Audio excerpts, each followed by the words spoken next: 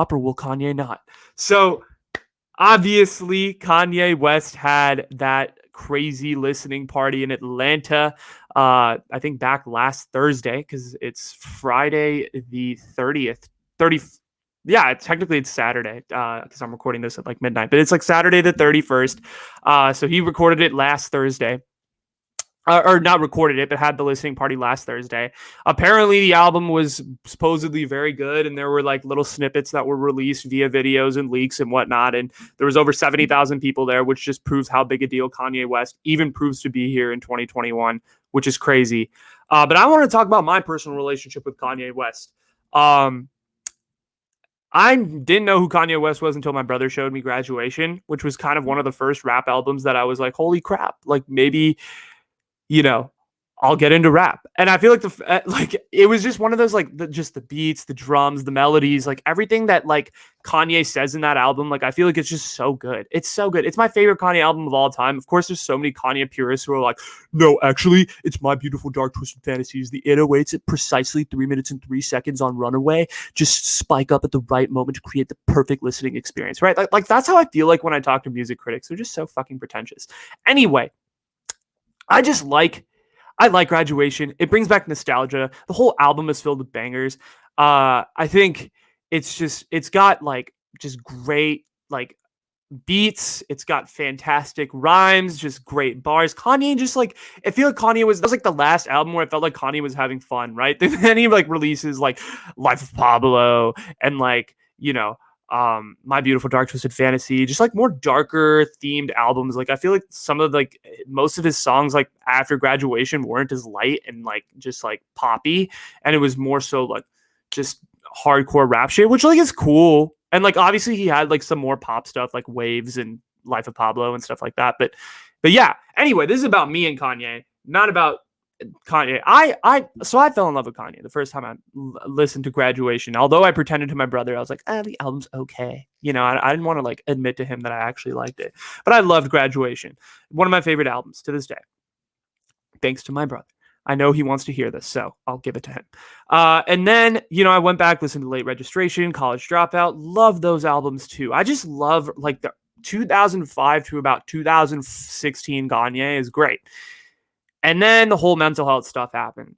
And honestly, I was like always in the boat of like creative genius, like, oh, like it doesn't matter, like blah, blah, blah. But like the more and more I think about it, I feel like the more and more Kanye West needs help, guys. Like just the Twitter episodes, the stuff with his marriage. I feel like there's just so much stuff that's going on right now in Kanye West's life that is just so out of his control that we don't know the half of it. Like, we don't know really what's going on in that man's mind. Like, I feel like in high school, I was always the type who was like, oh, he's a creative genius. Like, I just, anything that he says is gold. Like, it doesn't matter. Like, we all thought it was just entertaining at first, right? But like, I feel like just with some of the stuff he's been tweeting, like, and just like the way the last few years have gone, it's just gone from like tweeting to like genuine concern. And I don't know. I feel like there's still a lot of people in that creative genius boat that I was in, but I feel like I've gone more to like the genuine concern. Like, are you okay? Like, you still make fantastic music. Don't get me wrong.